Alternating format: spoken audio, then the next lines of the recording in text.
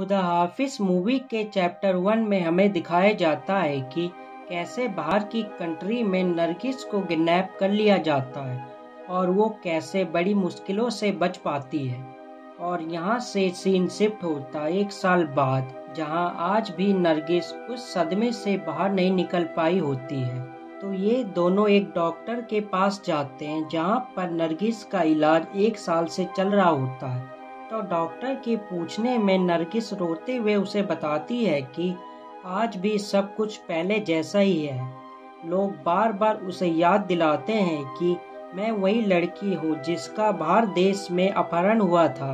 मैं इस सदमे से बाहर नहीं निकल पाई हूँ। जिसके बाद ये दोनों घर में चले जाते हैं और अगले दिन समीर अपने दोस्त के भैया भाभी के अंतिम संस्कार में जाता है, जहाँ पर उसे उसके दोस्त की भैया भाभी की छोटी बेटी दिखती है। तो उसका दोस्त समीर को बताता है कि मैं ट्रैवलिंग का काम करता हूँ, मैं इस बच्ची का ध्यान नहीं रख सकता, इसलिए मैं इसे अनाथ आश्रम में डाल दूंगा।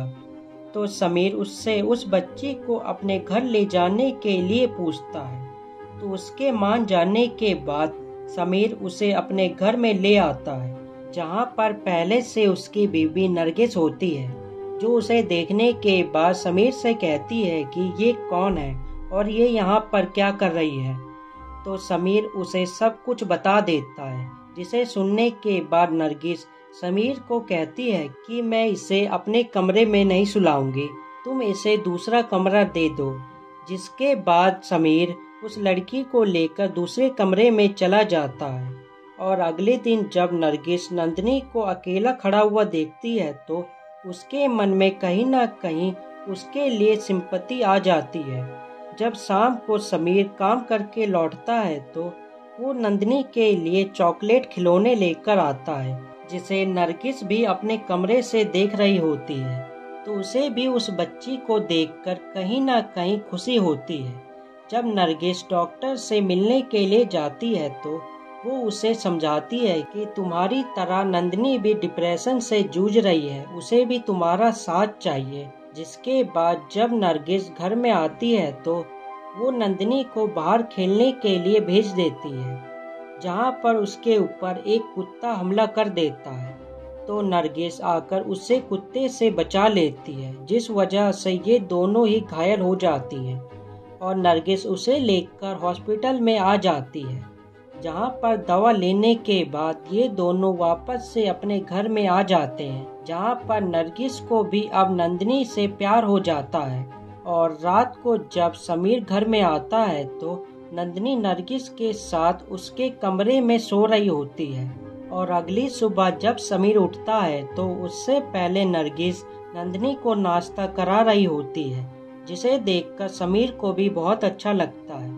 पर वो नरगिस से कहता है कि आज संदीप नंदिनी को लेने आ रहा है, क्योंकि उसे एक फैमिली मिल गई है जो उसे गोद लेना चाहती है। तो कुछ देर सोचने के बाद नरगिस समीर से कहती है कि क्यों ना हम ही नंदिनी को गोद ले ले। जिसके बाद ये दोनों नंदिनी से पूछते हैं और उसके हाँ बोलने के बाद ये दोनों कोर्ट में जाकर नंदिनी को गोद ले लेते हैं। के बाद नरगिस की जिंदगी में पहले की तरह हंसी वापस लौट आती है और वो जिंदगी जीना सीख जाती है।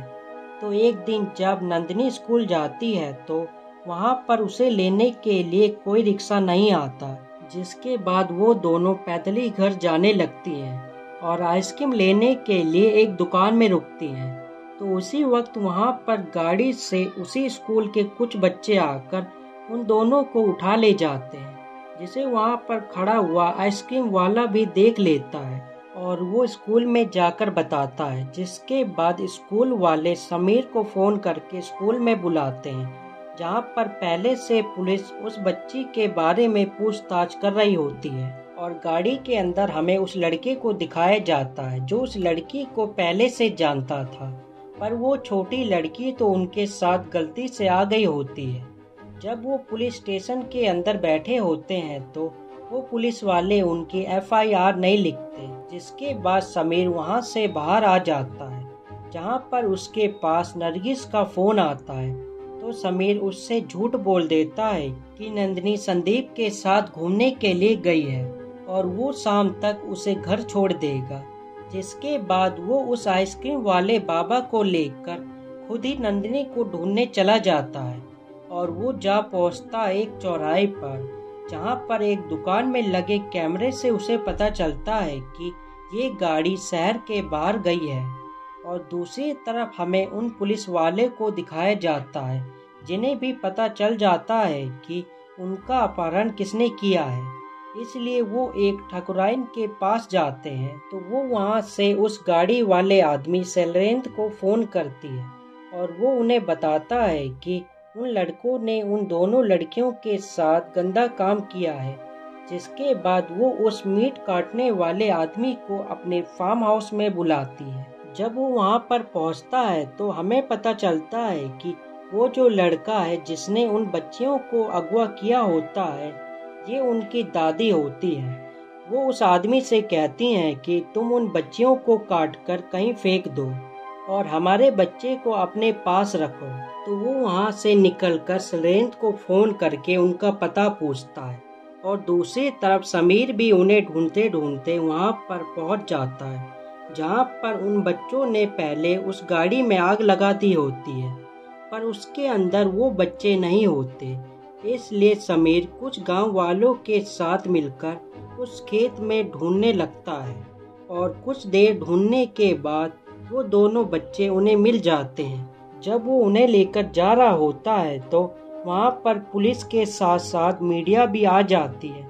जिसके बाद उन्हें लेकर एक हॉस्पिटल में जाया जाता है, जहाँ पर वॉशरूम के अंदर समीर को उस दूसरी लड़की का भाई सब कुछ बता देता है कि ये सब उस ठाकुर साहब के पोते ने किया है और कोई भी उसका कुछ भी नहीं बिगाड़ सकता। जिसके बाद डॉक्टर बाहर आकर उन्हें बताते हैं कि उनकी बेटी अब नहीं रही। जिसके बाद ये उसका अंतिम संस्कार करके वापस घर में आ जाते हैं, जहाँ पर नरगिस समीर को छोड़कर वहाँ से चली जाती हमेशा के लिए।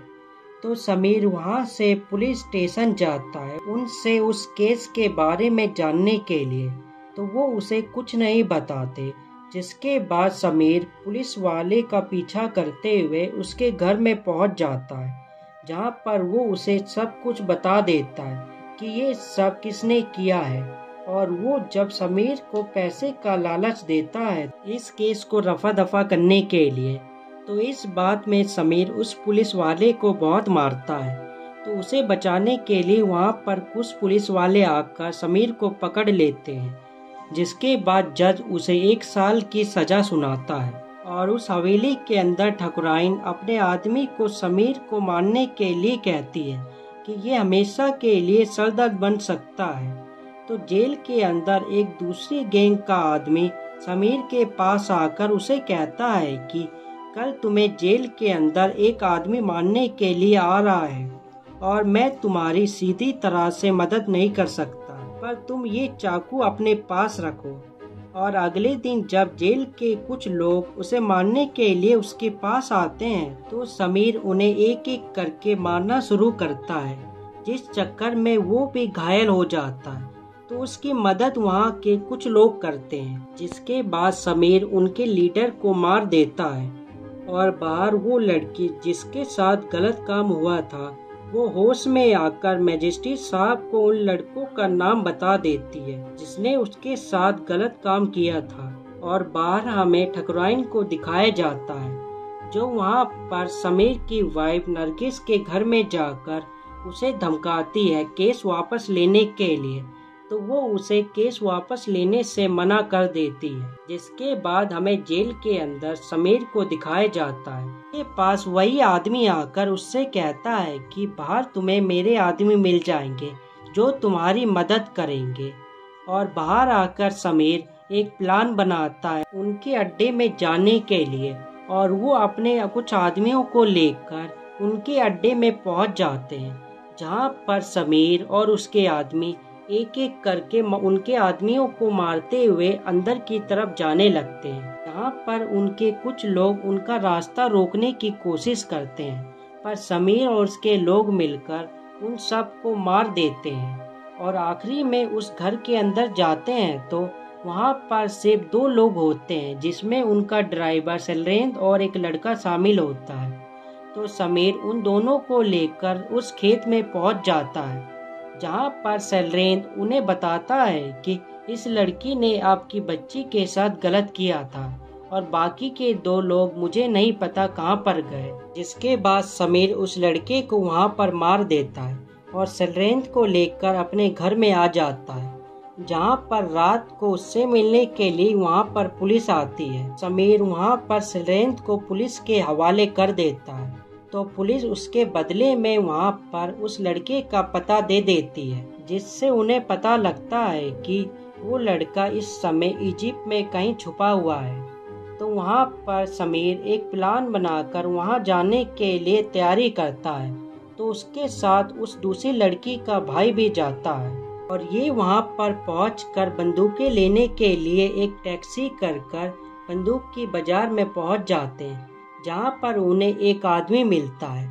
तो ये वहाँ पर उस आदमी को अपने साथ काम करने के लिए मना लेते हैं और ये सब एक प्लान बनाकर उस जगह में पहुंच जाते हैं जहाँ पर उस लड़के को रखा गया होता है। अगली सुबह ये सब मिलकर उस जगह में हमला कर देते हैं जहाँ पर वो लड़का होता है और ये उनसे लड़ते हुए उस लड़के तक पहुँच जाते हैं, पर वो लड़का वहाँ से एक कार में बैठकर भाग जाता है और ये सब उसका पीछा करते हुए उसको पकड़ने की कोशिश करते हैं और उनकी गाड़ियों में गोली चलाते हैं, जिससे उनकी गाड़ी एक रेगिस्तान में पलट जाती है और ये उसे वहाँ पर पकड़ कर मार देते हैं।